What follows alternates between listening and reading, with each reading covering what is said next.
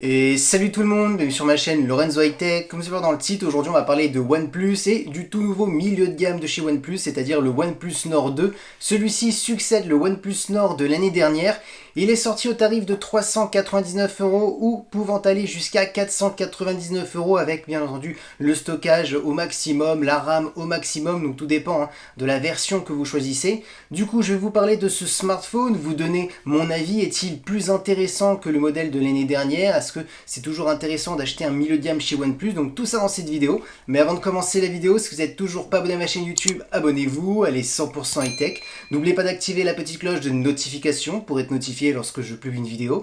Vous sur ma page Instagram Lorenzo High Tech, je ne fais des informations, des promotions, tout ça en story. Et maintenant, c'est parti. Du coup, commençons par la face avant. Franchement, il n'y a rien à dire en termes de design. Il est bien travaillé, surtout pour un smartphone qu'on commence à 399 €. On a un écran plutôt bord à bord, borderless. On a une diagonale de 6,43 pouces avec une bonne définition Full HD+. Comme technologie d'écran, on est sur de l'AMOLED, donc il n'y a rien de mieux actuellement comme technologie pour un smartphone, parce qu'on a des contrastes à l'infini, des noirs profonds, ça consomme beaucoup moins d'énergie par rapport à un écran LCD. En plus, on a un taux de rafraîchissement de 90 Hz, donc ça va être intéressant pour les jeux vidéo, intéressant pour avoir de la bonne fluidité lorsque vous naviguez sur des pages web.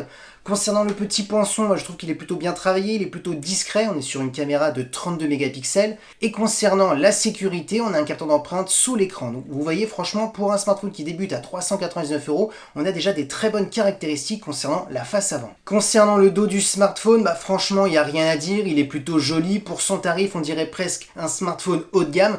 On va parler maintenant de la partie photo, parce que c'est ce qui nous intéresse le plus. Alors on va pas se le cacher, on sait très bien que OnePlus s'améliore d'année en année en concernant la partie photo, mais c'est vrai que c'est pas les meilleurs. Maintenant, on est quand même là sur un milieu de gamme, donc c'est tout à fait normal, on ne sera pas à la hauteur d'un smartphone haut de gamme, même de chez OnePlus. Donc maintenant, ce que je peux vous dire, c'est que quand même cette année, ils ont fait énormément d'efforts. On a un capteur de chez Sony comme premier capteur principal. On est sur un capteur de 50 mégapixels, donc c'est vraiment énorme. On aura énormément de détails sur ce premier capteur.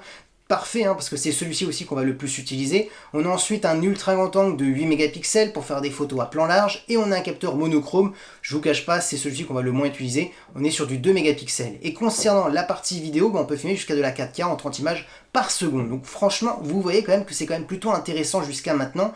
Pour un smartphone, quand même, que je répète, on commence à 399 €. Parlons maintenant de performance, et c'est là vraiment son gros point fort sur ce OnePlus Nord 2. On sent que OnePlus, là, dans son milieu de gamme, ils veulent vraiment concurrencer pas mal de marques chinoises comme Xiaomi, Realme, parce qu'on va pas se le cacher, en ce moment, le marché du smartphone dans les milieux de gamme est un petit peu saturé avec toutes les marques chinoises qui proposent toujours des tarifs très compétitifs par rapport aux performances. Là, il est plutôt intéressant, vous aurez le choix entre 6, 8 ou 12 Go de RAM, donc ça laisse pas mal de choix, donc ça sera à vous de choisir.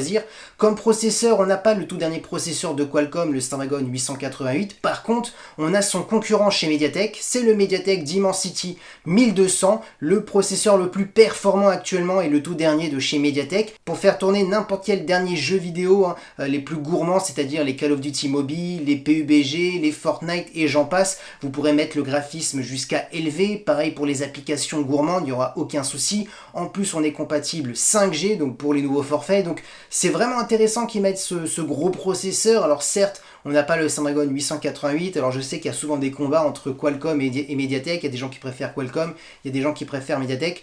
Personnellement, moi aussi je préfère Qualcomm, mais c'est vrai qu'il faut l'avouer que, et en plus il s'est avéré quand même que MediaTek a énormément rattrapé son retard d'avant, et maintenant il y a très peu de différence en termes de performance. Donc franchement, pour un smartphone qui débute à 399 €, d'avoir ce processeur, c'est plutôt un bon point. Ensuite, concernant le stockage, vous aurez le choix entre 128 ou 256 Go, donc ça laisse pas mal de place. On a ensuite un son stéréo pour avoir une meilleure immersion lorsque vous jouez aux jeux vidéo, ou si vous aimez bien regarder du contenu multimédia, tout ce qui est séries et films.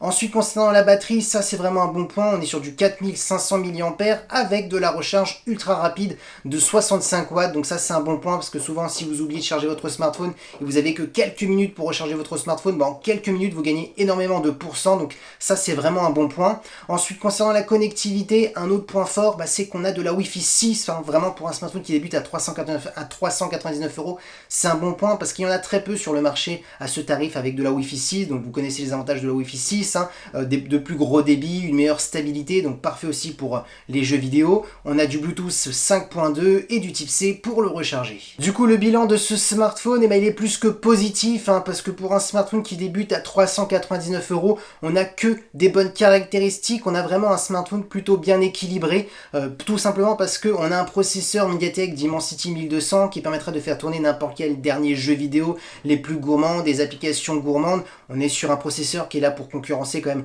le Snapdragon 888, et là pour un smartphone qui débute à 399 euros, d'avoir de telles performances, c'est vraiment intéressant, surtout qu'on a un écran AMOLED de 90 Hz, donc parfait pour les jeux vidéo, parfait pour naviguer sur des pages web, regarder des séries, des films. La partie photo, OnePlus, on voit qu'il cherche à s'améliorer, surtout avec le capteur de Sony de 50 mégapixels, où on aura énormément de détails, parfait, en plus c'est celui-ci qu'on va le plus utiliser.